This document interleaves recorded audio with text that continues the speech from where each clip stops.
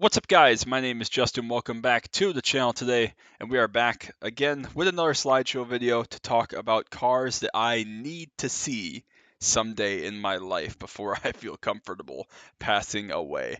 I loved the video I did a couple weeks ago about Need for Speed and kind of my introduction into the Need for Speed games and fast cars and racing games, and eventually what became my iRacing career. And so I did another video that you saw previously about cars I want to drive someday. Those are all cars that I've already seen in real life before with my own two eyes, which is awesome. And this is a list of cars that I would like to see someday that I have never seen before in person. Some of them are going to be ones that also will eventually, of course, fall into the I'd love to drive someday. But for the most part, these are just things that I have dreamed of seeing with my own eyes, and I would love to see them someday and need to see them someday. And if that means I have to fly to Italy or to Germany or to Australia or whatever the case may be to make these happen, or visit a museum, or befriend some ridiculous collector or something, so be it. But this is a much longer list because there are, of course, as you'd imagine, a lot of cars that are very rare, very hard to find, or very exclusive that I have not found in my life. Just being around Wisconsin, basically.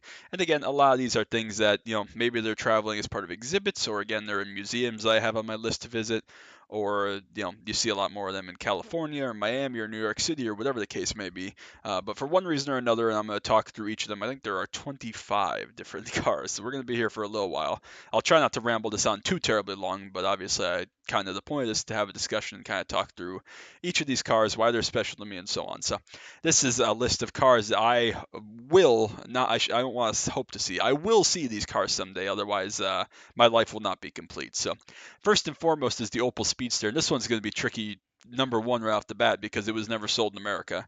Those of you that don't know the story behind this car and its kind of right-hand drive twin, the Vauxhall VX220, were developed in the early 2000s by General Motors alongside Lotus. Lotus was trying to come out with the Series 2 Lotus Elise around the turn of the millennium, and they did not have the cash to develop such a car that met modern safety regulations and such. And so they turned to General Motors and said, "Will you help us foot the bill for this?" And they said, "Yes, of course, but we want a version of our own." So they have the Opel Speedster, which was, of course, being Opel, primarily German, and the Vauxhall VX220, which is exactly the same car for the most part, which is, of course, British. And I adore this car. I've talked about this before on Need for Speed Hot Pursuit 2. I think it's a gorgeous car. I think it looks a lot better than the Lotus Elise, the S2 Lotus Elise, although I do like the look of the S2 Lotus Elise, all things considered. But I think this car is just one of those rare, mystified things where I was actually really bummed that you can't get one in the United States. You have to import it, which they're just about 25 years old now. Some of them are starting to reach that age. So I would say maybe someday, but at the same time, because they're so rare, they're ridiculously expensive. The import cost would be crazy. Insurance would be crazy because parts are so hard to find, and they're honestly pretty fragile because of the fiberglass body, for the same reason the Lotus Elise is so expensive to insure here. So again, probably not worth it for a car that's essentially a bare bones Lotus Elise type of thing on the inside, especially. But I really hope if I go to Germany, and again, when I go to Germany, someday it will happen. I will have a trip to Germany in my life to see, the Mercedes Museum and so on. I hope to see one of these. I don't know if that's a thing, if there's like an Opel museum, or if that would even be there, or if people just have these on the road. I know they're very rare, obviously 25 years later, even in Europe, they're very rare and hard to find. So I'd love to see one someday. It's on the bucket list, of course, but I've just always loved this car, loved the look of it, and I'd love to see it in person someday. Second on the list, Ferrari F12, solely because I love, as you know, the 550 Barchetta, which I think might be on here later, but we'll get to that. The 550 Barchetta from Need for Speed Hot Pursuit 2 that I've talked about previously is a gorgeous car, and from that, the 550 and eventually the 575 are just cars that I find amazing and lovely and beautiful.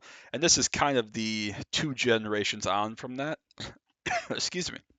After the 550 came the 599, and I'm trying to think of what else came between. It might just be the 599 than this. But anyways, this car is gorgeous. It looks incredible. I think it looks a lot better than the 812 Superfast. Personally, I think this is a cleaner look, a better design. It doesn't look quite as ragged or kind of angry, I guess, if you want to think of it that way. I think it's beautiful. It's obviously a monster of a car. It has a ridiculous amount of horsepower, more than 700 horsepower. It's very, very fast. Sounds incredible with the V12 engine.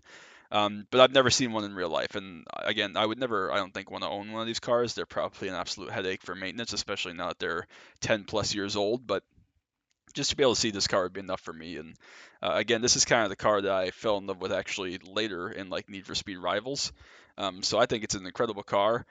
And you're gonna see a common theme of the cars that are on this list of the 25 cars I put together. And I want to mention too, these are in no particular order. I literally have a list of these on my phone, like to check off someday, hopefully, or take off the list and have a picture of. But these are in no particular order. They're literally just in the order that they're on my phone, which is in no particular order. They're not alphabetical or anything like that. So keep that in mind as we go through. But I would love to see the Ferrari F12 someday because I think it's just stunning. Talked about this one exclusively before, Diablo 6.0. This is the car for me. This is the supercar. When I think of Lamborghini, when I think of supercars, this was the first one I loved. Again, the opinion that nobody shares, that I share, is that this is the most beautiful Lamborghini of all time. I think it looks miles better than the Murcielago, especially the pre-LP Murcielago, the first-gen Murcielago. Although I do love the taillights on the first-gen Murcielago more than the updated ones of the LP. But anyways, I think this car is incredible. I used a yellow picture a couple weeks ago in my Need for Speed walkthrough video. This is a purple one. I mentioned that these cars came in like orange, purple, maybe green, but also of course like white, black, silver, whatever. But I'd have a purple one if I could find one. Of course, I would never be in position to be picky about choosing color if I was going to afford these because these are like on the cheap end like $800,000, and they're probably a lot of them go over $1 million, especially really nicely preserved, perfect ones. I just there's nothing better to me. I would, again, I'll say it again. I would park this in my garage and look at it, and I would never ever take it out. That's a lie. I'd take it out sometimes. I'd take it to car shows and take kids for rides and let it be kind of the centerpiece of beauty of my collection, whatever my collection ends up being. But I just think there's nothing more incredible looking than a Diablo 6.0. Obviously, it was in the United States a 1 year only, 2001. Um, a very, very rare car. I don't know exactly how many were made off the top of my head, but it's a very small number. There were quite a few Diablos because the Diablo run was, what, 11 or 12 years? So there aren't a lot of Diablos to begin with, but the Diablo 6.0 being a 1 year only, very, very rare. Incredible performance, obviously. The kind of the Audi influence, as far as Audi influencing Lamborghini after its purchase in 1998, is all kind of personified in this car, and I think that that's just incredible. It looks stunning. It's kind of a Murcielago Diablo. I mean, a lot of the similarities and the things that are morphed into this car from the later Diablos ended up being part of what made the Murcielago so great and so popular. So again, if I ever see this car in person again, when I'm gonna say if, but when I see this car in person, I'm going to stand there literally with my mouth agape and just stare, and someone's gonna have to take me and drag me away from it, and that's a great thing. I think that this is like the car for me. This is the most beautiful car in the world. It's the most breathtaking car. I'm like getting heart race right now just looking at it on a computer screen. It's that level of excitement for me with this car. Don't really know why, because it's kind of a parts bin car. Not really, because Lamborghini was doing a lot of weird things back in the late 90s, early 2000s.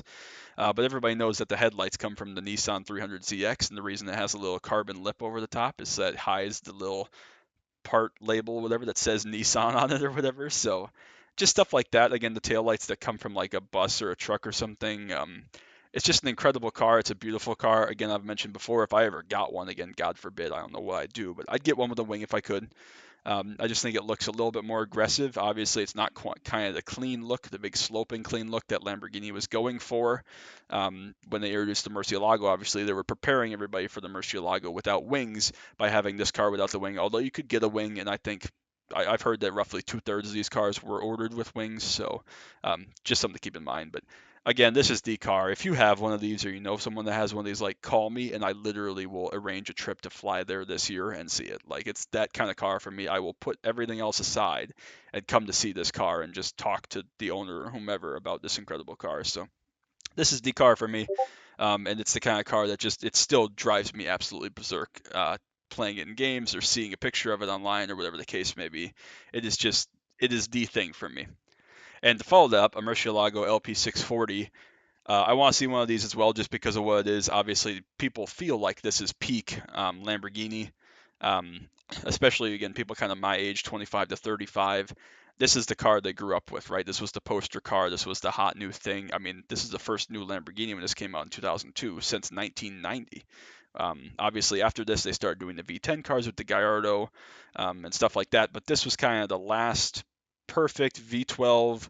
You can get it with a stick. It obviously looks incredible with the bat wings that are only supposed to come up when the car needs extra cooling, but there is like a key or something that you can make them stay up all the time if you're taking pictures like this one. But just an incredible car. Again, some similarities to the Diablo, but a very different car, of course. People that follow Ed Bolian or VinWiki like I do, a big fan of Ed's. He has several of these cars actually, and has had several over the years, and it's kind of his favorite car of all time. And again, I could never be asking anyone to let me drive their LP640. That would be utterly insane.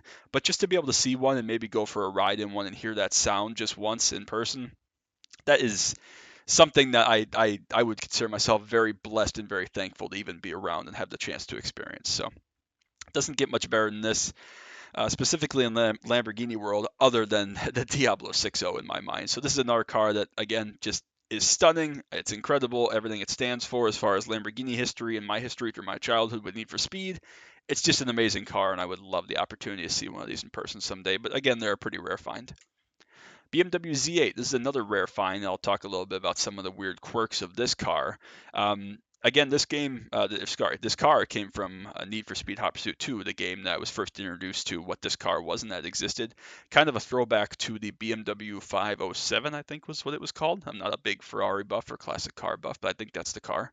And it does that very well. It's very well styled. I think this was like a 2000 through 2003 run for the Z8, and still to this day they're like $250,000, even though every other BMW from this era is like 30 grand or less. This is such an incredible car. Obviously, it's very beautiful. It does the retro thing very well. A lot of touches on this car are retro. Like I think the gauge cluster and the dials are all in the center of the car. So like your tach and your speedometer and stuff is not right in front of you when you're sitting at the steering wheel. It's to your right if you're in the left-hand drive, or to your left if you're right-hand drive, etc.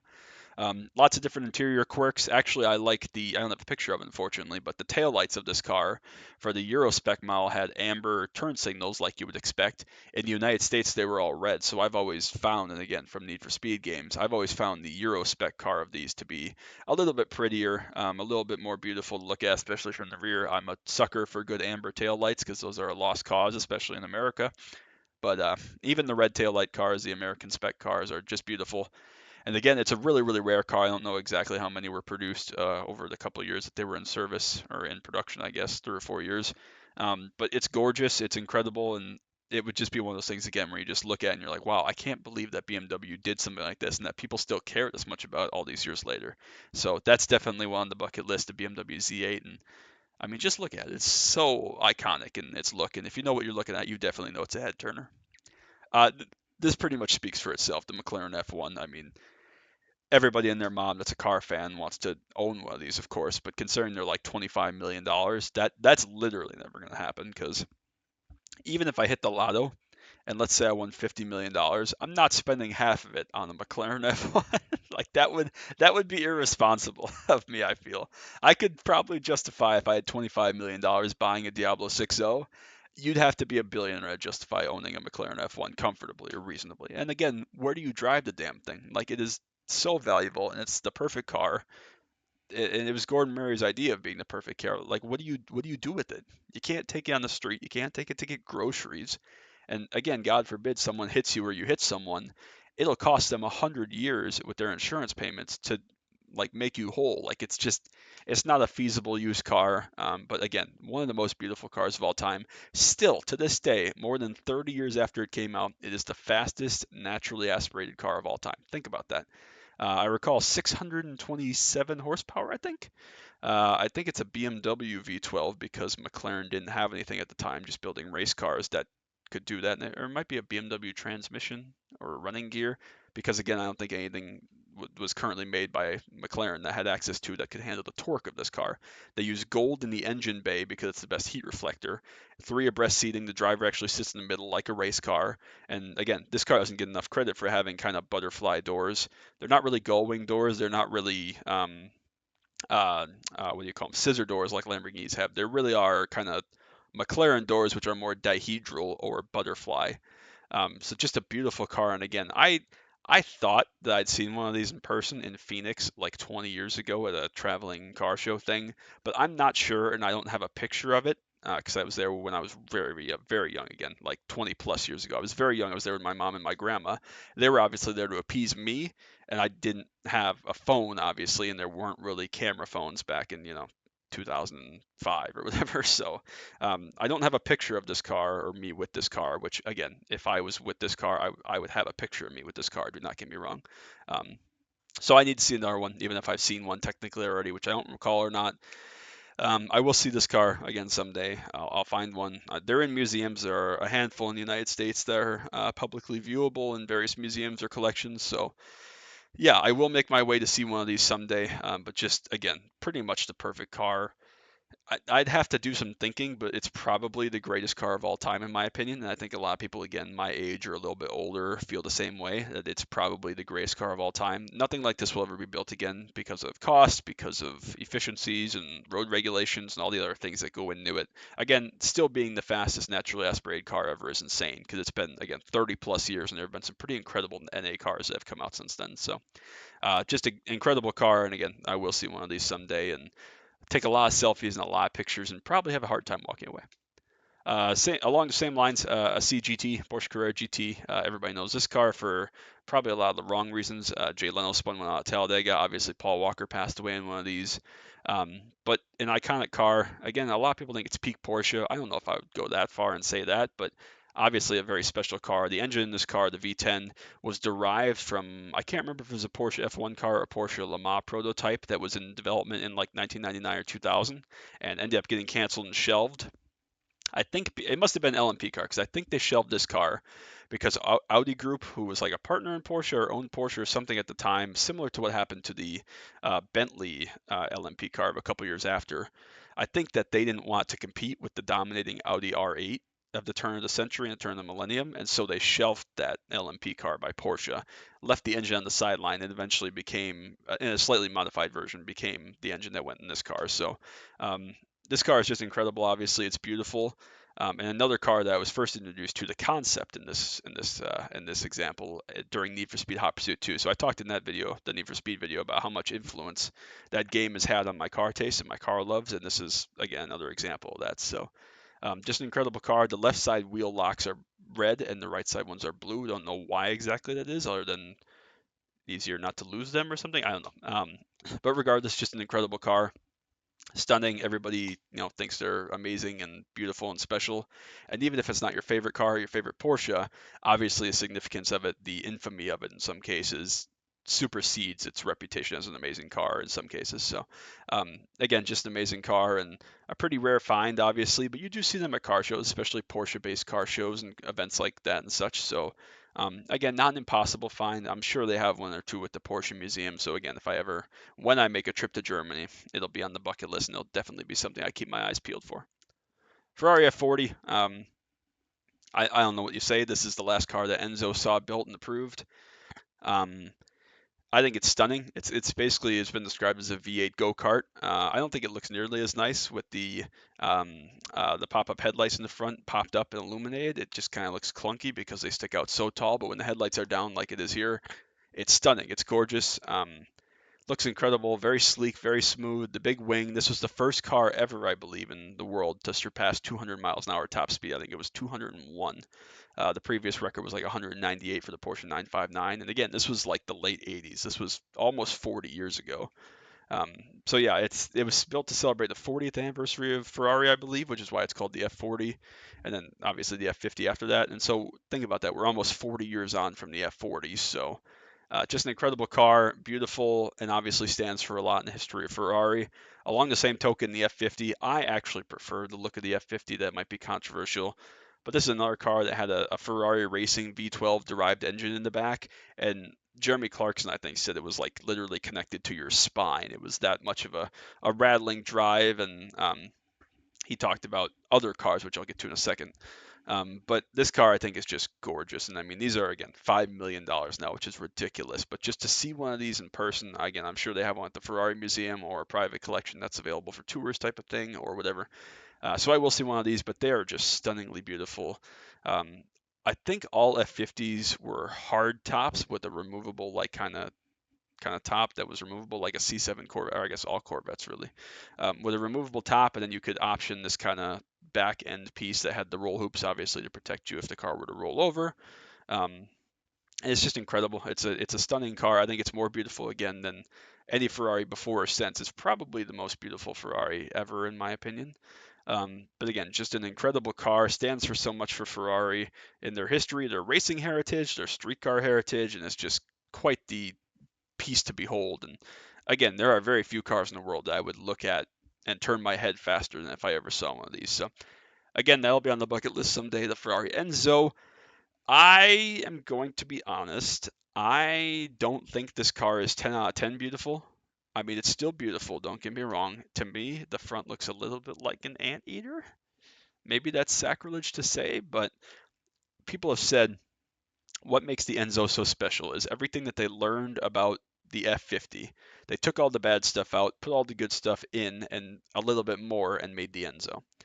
And I think that that's probably an accurate statement. It's probably an amazing, incredible, special car. And again, for looks alone, it's, you just look at it and it's stunning, although again, not necessarily gorgeous in my mind. It's still a stunning car to look at. Um, and again, this is the car that everybody thinks is basically the best Ferrari ever made. This one in yellow would be quite the sight to see. Obviously, everybody thinks of Ferrari red, resale red. Um, but it's just one of those cars that, again, in the history of Ferrari, it stands for so much. It's so special. It's so unique. And it's one of the, again, top 5, or certainly top 10, but probably top 5 Ferraris that you can own of all time. I'm trying to think of F40, F50, Enzo, 288 GTO, again, maybe like 599 GTO. Instead of, again, we'll talk about a couple more that are coming up here on the list. But it's that special, and so just for that alone, even if you don't love the looks of this or you don't love the looks of the F50, you have to go see all of them. You have to make a trip, make a trek to Maranello, and you have to be able to see this car if you're going to be a Ferrari fan or even a car fan or a racing fan for that matter. So again, I will see a Ferrari Enzo someday, maybe a red one, maybe a yellow one. I know there are a couple black ones, silver ones, but um, this car just is beautiful, not gorgeous, but beautiful. And I don't care if you tape my eyes shut, I'm still gonna, take a picture of this and be proud to ever see it in person. And again, another Ferrari, LaFerrari. This is kind of the hypercar and one of the Holy Trinity, whatever you want them to call it. I can't believe this car is over a decade old already. I mean, that seems incredible to me. It seems wrong, honestly. But just an incredible car, obviously incredible to look at. Just everything it stands for, the speed, the power, the agility, the cost. I mean, everything about it. They didn't fly off the shelves when they were new, but that's part of why they're so rare and so special.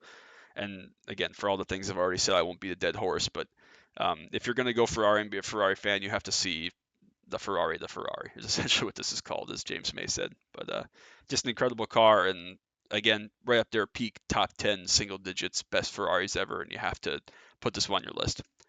I think this is the last Ferrari in a row. I think there are a couple more there, but this is the last one in a row. The 250 GTO. If you know this car, you know the racing pedigree obviously was incredible in the late 50s, early 60s. The GTO especially, which was like what 62, 63, 64, somewhere in there. But this is the most expensive car in the world. A 250 GTO these days is like 40 to 50 million dollars without batting an eye.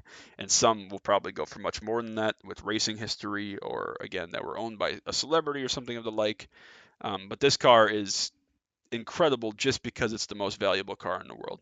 And there's some debate about whether the Mercedes SLR 300 street version, whatever it was called, coupe thing is more valuable. Well, that's a very limited car that there aren't very many of. I think it was in possession of the Mercedes Museum for a long time. A lot of these 250 GTOs are owned by normal citizens, obviously extremely wealthy normal citizens who, own businesses, are oppressive dictators or whatever the case may be. But just an incredible car that, I mean, theoretically, again, if you won probably 3 lotteries, you'd have to win 3 lotteries to buy this. But if you did so, you could go out and next time one of these comes up for sale, you could bid on it probably at some ridiculous RM Sotheby's auction or something and own it. I mean, it's that simple, really, if you think about it. And again, there's not a lot to the car in reality. I mean, it's a 60-plus-year-old, essentially a race car. But just again, everything it stands for, the first GTO, if I understand correctly, that would only be matched by the 288 GTO some 20 years later.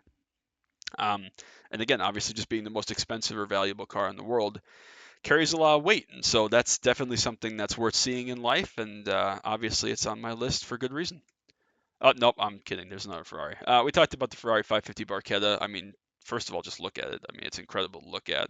I don't know what's behind it there. It might be like a 275. Again, not a classic Ferrari buff by any means or a classic car buff at all, but I love the 550 and the Barchetta that I fell in love with during Need for Speed Hot Pursuit 2 20 plus years ago. I mean, this is the Ferrari. I have to think about that.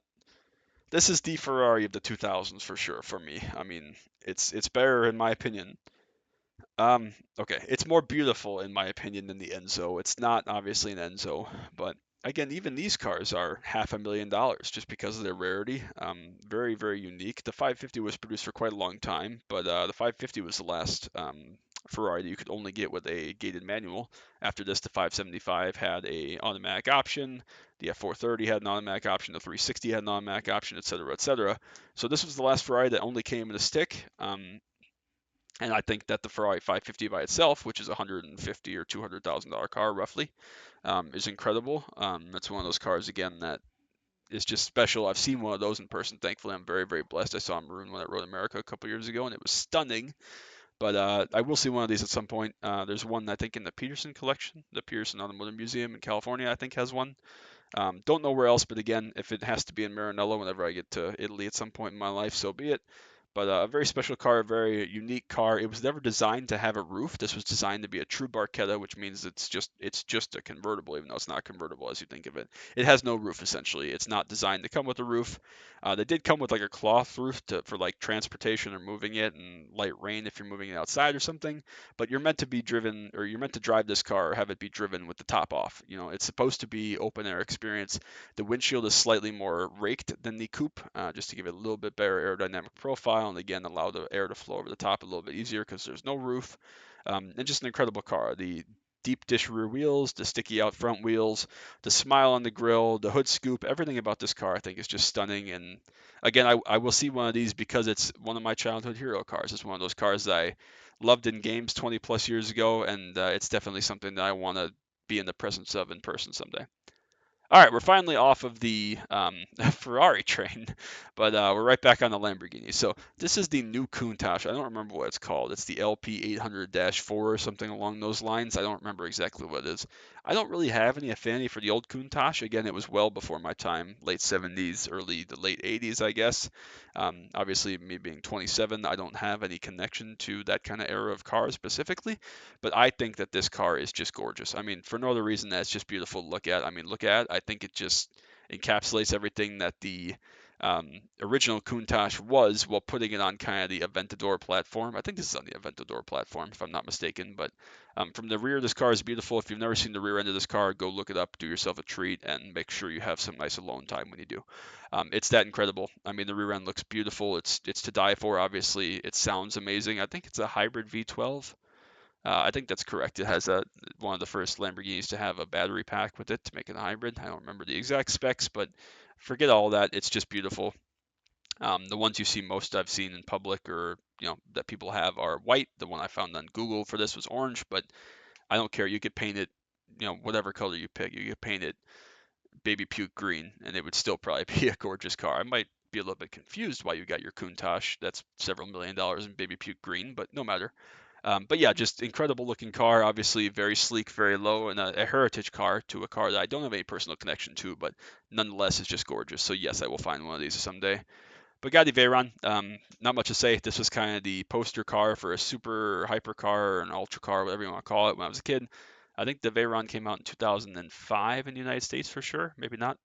But 2005-ish, again, I was in my early impressionable years, and then for about 5 or 10 years there, this was the car. It was the fastest car in the world, the most special car, either the normal car or the SS or the Grand Sport or whatever the case may be. I mean, all were special, and this was kind of Bugatti coming back on the map. I mean, post-war, they really, as far as I am aware of, only had the EB110, which was kind of a flop and was owned by when Bugatti was owned by a different company and blah, blah, blah.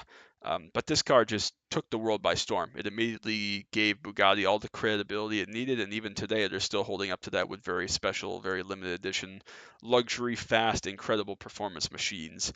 And it all kind of started with this about 20 years ago with the rebound of the Bugatti name. So just an incredible car. And again, it's not a car that if I ever won the lottery, I'd want to own. But it's definitely a car you have to see just for what it stands for, obviously being the fastest car in the world for quite a while. And kind of along the same lines as the McLaren, what this car stands for in terms of elegance of motoring. I mean, perfection in a car is what this car is. And so if you're a car person and you get the chance, you have to go see this car. You have to admire it for what it gave us as far as setting the bar for what a fast car was, and not just like a quick car, like a really properly fast supercar. This was the bar and this was the mark. So definitely on the list for someday. Mercedes CLK GTR. Again, another Need for Speed Hot Pursuit 2 car, or Need for Speed in general car from my childhood. This was what, late 90s, so like 97, 98, somewhere in there. I mean, just look at it again. It's a race car that they essentially put I mean, there were seat belts in race cars, obviously, but they essentially took all the race car bits out, or not even all of them, but some of them, and made this a street car. It's this, was it Strassen version, is what it is in German. So um, I mean, it's just an incredible car. It looks like a normal Mercedes CLK class, like from the front, but I think in actuality, the only thing it shares with the street car are like the headlights, the taillights, and the grille, or something like that, and maybe like the windscreen or something. But um, just an incredibly stunning car, very, very low to the ground, very, very special. A lot of people don't know what this is. A lot of people have seen the Mercedes CLR video from 1999 of, who was it, Peter Dumbreck, that flipped this car on one of the Mulsanne straights. Or maybe it was before Indianapolis. I don't remember exactly, but people think that this is the same car. It's not. This was kind of the previous generation car, the GT1 era car from 97, 98. That car was 99.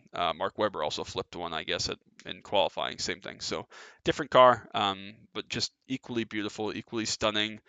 And again, kind of the car that I grew up with and loved from the Need for Speed games when I was a kid. And so I definitely need to make the effort to see what is arguably the most incredible Mercedes of all time. So, I mean, that's enough said. Look at it. How can you be any crazier about that?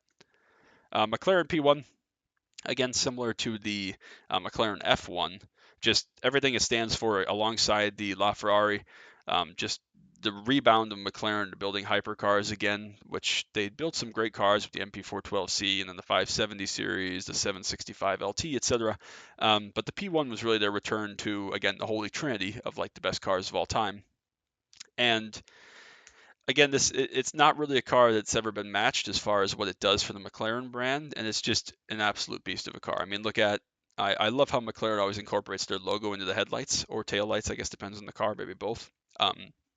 But this car again is just the epitome of what it means to just build a car without compromise. I mean, the LaFerrari and the 918 Porsche are just they're the perfect cars in terms of building something to 11 tenths because we don't give a shit. We're just going to build the best car possible. So that's what this is. I've seen a McLaren Senna. I saw a McLaren Senna at the dealership in Scottsdale, Arizona, about a year and a half ago, or a year ago or so. And so I need to see a P1 for sure in my life. The Senna was unbelievable and incredible. Again, that's a multi-million-dollar car for sure. But I definitely still need to see the P1 to complete kind of the hypercar duo from McLaren.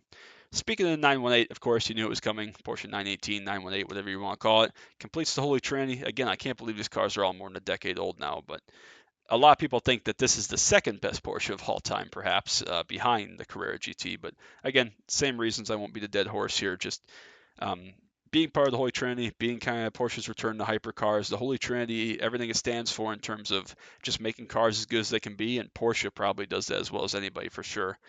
Definitely the most complex, innovative, all the things that go into Porsche and make Porsche Porsche that we know are present in this car. And so it's kind of the spiritual follow up in some ways to the Carrera GT, but again, they're very different cars from very different eras and generations.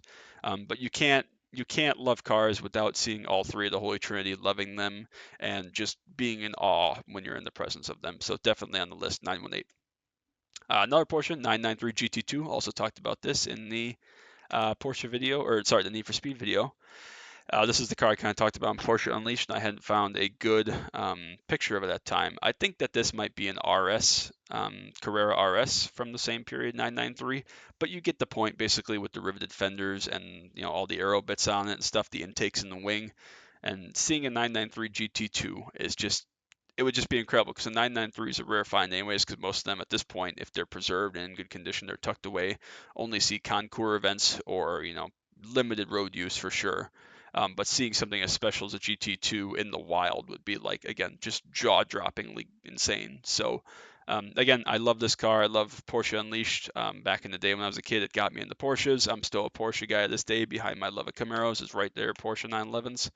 And so just seeing this car would just be something where, in my opinion, this is probably the coolest Porsche 911. I'd have to, again, really think about that. My Ultraviolet 991.1 GT3 RS is right up there. But classic Porsches, I mean, pre-water cooled, the air cooled cars, this is definitely number one for me. So if I ever see one or happen to find one in a collection or a museum or something, I will definitely be circling it again and trying not to drool on the damn thing. So, and again, same lines we talked earlier about special cars and cars that were race car derived. 911 GT1, which had a 993 version that came out before this, so looks similar to the previous car. And this is the 996 version from the late 90s. I think the car on the right is the race car from 98, if I remember correctly. And then again, the street version, the Strassen version on the left, which was required to make it road legal. They had to have, I don't remember, 25 examples of road legal cars or whatever, as per the regulations at the time. And that's what they did. That's what they went with. So again, either street car or race car. I mean, look at the thing on the left and look at the thing on the right. Tell me that's not just the car on the right, essentially.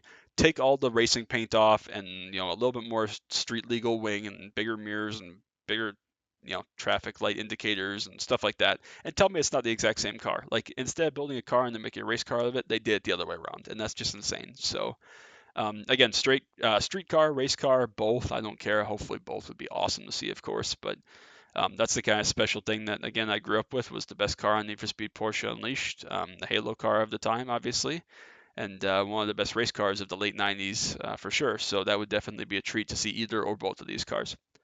Kind of a departure now, a very different car, but still special, the Ford F-150 SV2 Lightning. I prefer the later ones. This was like, what, 1999, 2004, I think. They actually pushed this flare side short bed truck back a model year. It was supposed to end in 2003. The updated body style and stuff was supposed to come out for 2004. They pushed it back for the SVT Lightning because they wanted to do it one more year of this, is the rumor. I'm not sure if that's true or not, but that's what the rumors around are. But I mean, it's just beautiful. Obviously, it's a pickup truck, but the fact that this thing has the supercharger and a similar engine from the Terminator Cobra is just insane that they put in the pickup truck. And obviously these things are usually drag raced or tuned or whatever, beat to hell. This truck is notable for being the truck that was driven in the first Fast and Furious movie by Paul Walker, actually, funnily enough. But these things are usually rad to hell. I mean, they're notorious for having basically no weight over the rear wheels, of course, and so they're very slidey and skippy with all the power that they have, just being rear wheel drive. But on the inside, honestly, it's just a normal F-150 pickup truck from the era, which is kind of crazy, but very, very special. People don't know what it is. It's kind of a sleeper for sure, but I think they're beautiful. I love the different SVT specific headlights and wheels that these had and tail lights. The kind of Altezza tail lights, for lack of a better term, but they're really, just smoked or clear depending on how you look at them. But everything about this, I mean, again, to put this another way, these have usually like 100 or 150,000 miles, just because, again, people drove them like trucks, or they're their prized possession, but you still use it. You don't preserve it like you would a supercar or something, because it's a pickup truck. But people have these for, again, with 150,000 miles on, and they're still worth 25 or 30 grand, to put that in perspective. So mint ones are probably 50 grand, which is just insane for a 20-year-old Ford F-150 pickup truck, essentially. But again, they rival kind of the money in some cases of Terminator Cobras. I mean, Terminator Cobras are like 40, 50, 60, depending on miles and condition and color options and stuff, but they're right up there with them, and that shows you how special it was. And it was an automatic transmission. I mean, it was just a normal F-150. They just made it one hell of a fast truck. So, never seen one in person. I would love to. Just because, again, people don't know what it is. It's really a sleeper. I think it's beautiful. It's obviously very, very fast and sounds absolutely amazing. So definitely one that's on the list for sure. Mercedes AMG GT Black Series. This is now the previous generation AMG GT. They just replaced it in the last year or so. I actually think these cars look kind of bulky. The front looks too big to me. Like, there's no slope to it. It's very slab fronted. But nonetheless, this car is incredible. It sounds incredible. It's a V8 biturbo. The big wing on the back, obviously everything that Mercedes stood for 5 or 10 years ago in Formula One. As far as their racing pedigree, they were the most notable racing team in the world there for a little while, I'm sure. Obviously, all their drivers at the time, Lewis Hamilton, Valtteri Bottas, each got one of these, I think, in the Mercedes livery, or their Mercedes livery, something of the sort. But you see these come up for sale actually semi-often. They built a decent number of these for the United States. Not a ton, of course, but any given time you can see 3 or 4 of these for sale at a time across the country. The problem is they're like $350 to $500,000 at the bottom. And again, if it's a low mile preserved one with a special paint color or kind of the Mercedes star logo thing with the Mercedes F1 paint scheme from the era, they're probably $600 or $700,000, which is bonkers. I mean, they're not that to me, but I still want to see one someday. I still want to see it because it's special. It's very, very fast, of course. I think they're still striking to look at. Again, I wouldn't call this car beautiful, but it's definitely something that you can look at and know it's something special because even the AMG GTR, which I think is one trim step below this. I think the GTR is the next one. That's the R Pro and then the S and then the normal GT. But anyways, whatever. Even the R has kind of a normal car look. There's no front valence on it. It's got a very low rear wing. It's not a big wing. It doesn't even extend up past the top of the doors essentially. It's a very low wing. It's kind of understated for what it is because even that car has 660 or 670 horsepower. So it's very, very fast, very, very striking. But this car definitely, you can't miss this car. You know what it is. You see it from a mile away. And it's a very rare car, very special car. So definitely AMG GT Black is on the list, preferably if it was in the Formula One scheme, but I wouldn't turn down seeing like a yellow one for sure. C5R Corvette. Again, we've talked about this. My love of the C5 that again comes from Need for Speed, as a lot of these cars do. Um, these are pretty well known. I don't remember exactly how many chassis of these there were. I think 11 or 12 race cars there were. This is obviously a race car. I don't know if the Corvette Museum has one of these. If you know if the Corvette Museum has one of these, please comment or let me know down below or somewhere else. I plan to go to the Corvette Museum in the near future, hopefully. And if they have one of these, which I think they may, I know they have the test mule there. But I don't know if they have one of the actual race cars, whether it be one of the yellow ones or one of the blue Le Mans ones that competed in at Le Mans, obviously, or what they have. But I thought I saw somewhere or read somewhere that they had a C5R at the Corvette Museum in Bowling Green. So let me know if you can confirm or deny that. But regardless, this is again just kind of everything I love about C5 and the C5 Z06 in race car. I mean, what else could you possibly want? I think it's beautiful. This was kind of where they started with the non-pop-up headlights, because obviously that would be something you didn't want at night, both for drag and for reliability of the things braking when they come up, because the gears brake. So they fixed some fixed headlights on the race cars. This car went through a couple different engine packages before it kind of hit its stride. I think these came out in '99, and they originally had like the normal 5.7 liter LS1 or something, and then they eventually got a 7 liter of some sort, some race car engine that was bored out. And then obviously people like Ron Fellows, Boris Said, some of the old Corvette racers. I can't remember if this was like before Oliver Gavin, before Jan Magnussen. I think it was before Jan. I think Jan was mostly C6 because he was still like in F1 at this time in Europe. But anyways, this car was driven by a lot of special people, but Ron Fellows is the one that's most known for driving this Corvette. Of course, Dale Earnhardt and Dale Jr. drove this just a couple weeks before Dale Sr.'s death at Daytona in 2001, late January. I think they finished third with like Andy Pilgrim or somebody, or fourth, but they didn't win, but they ran well. But this car had so much success. This was like the most successful race car of all time until the Audi R8, the prototype Audi R8 of the early 2000s, and then some of the other Audi prototypes that came on later, and then other cars like that. So this was at the time the most successful race car probably of all time, I would think, or certainly a GT car for sure. So I would love to see one. I will see one. If the Corvette Museum has one, let me know down below, and I will make sure to go check that out, take a video, do pictures, whatever. Oh, of course, Dale Jr. wrecked one of these at Sonoma and almost burned himself to death, but we don't talk about that because it may or may not have cost him the championship that year. But anyways, I will see one of these. They're just gorgeous. They're stunning. I love the C5, and the race car obviously is the peak of that. So definitely we'll get to one of these at some point. Ford Mustang Cobra. This is the Mystic car. I think I've seen an SN95 Cobra before, but I've never seen the Mystic paint scheme. Obviously, this car is famous for the Mystic paint scheme. Ford, I think, keeps all of the Mystic paint to this day and keeps it like literally under lock and key. And if you need a repaint, they bring some to you, paint it, and then they take all the paint back so you don't have any extra because it's that secretive and that secret kept. Maybe that's just a myth at this point because people have done remakes of this and stuff for years, but nonetheless, it's just an incredible looking car. You can't really tell in the picture. It doesn't really do it justice, but I've seen videos of walkarounds even on the internet, and it's just stunning. And I've told myself for a long time, not a Mystic car because they are quite expensive for the Mystic paint, but just an SN95 Cobra. I mean, look at this car. It's just beautiful, even if it was, again, white or black or something.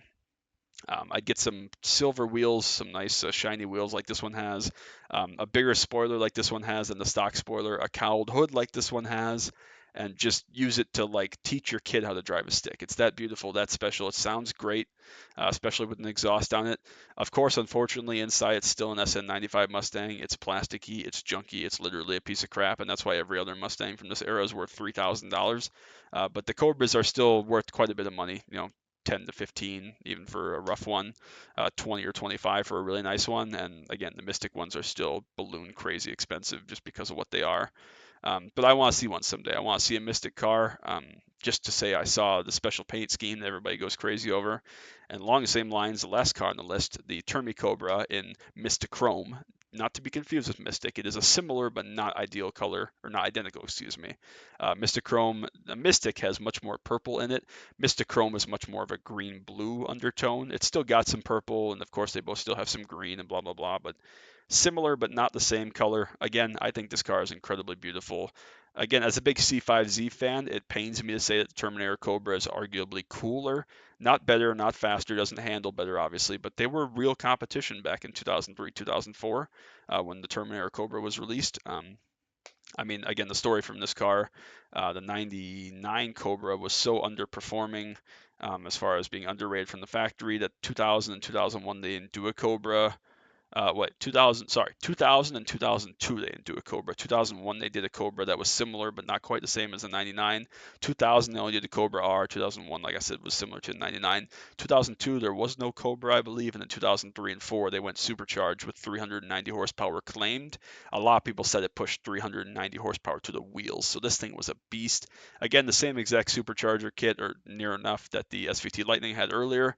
Just an incredibly badass car, super loud, super fast in a straight line at least, thank goodness. Again, the downside is inside it's still what is it, New Edge Mustang is the type. And again, I don't find the New Edge style quite as pretty as the SN95, the 96 to 98s, but still a beautiful car. And I, again, still want to see a Mr. Chrome car someday. Definitely. It's definitely on the list. I don't know where these are. Unfortunately, unlike all the other rare cars on this list, it's very hard to find a record of where the certain paint colored cars are as far as on display or museums or collections. So both the Mystic car and the Mr. Chrome car are definitely going to need some digging and some research to try to spot them someday. Maybe I'll have to, again, tour some private collections or Mustang collectors or who knows. But again, I will definitely see both a Mystic and a Mystic Chrome car at some point. And that is it. So that is my 25 cars that I hope to see someday slash will see someday if my life depends on it. And I hope you enjoyed my little walk around and talk through of kind of the cars that keep me up at night and get my heart racing, even just looking at my computer screen or watching a video that pops up in my recommended on YouTube. So let me know what you think. Let me know about cars that you want to see someday before you die, whether they be super rare exotic stuff that you're gonna have to travel quite a ways for, or a car that your neighbor had when you were a kid that you haven't seen in a long time, or anything like that. Let me know what cars you want to see in your life that are very, very special to you and you will be very proud and very excited to see someday. So I hope you all enjoyed that. Make sure you drop that like, sub down below. Still got one more good kind of slideshow video that I'm working on. It's not quite ready yet, so you won't see that at least for a couple weeks, hopefully.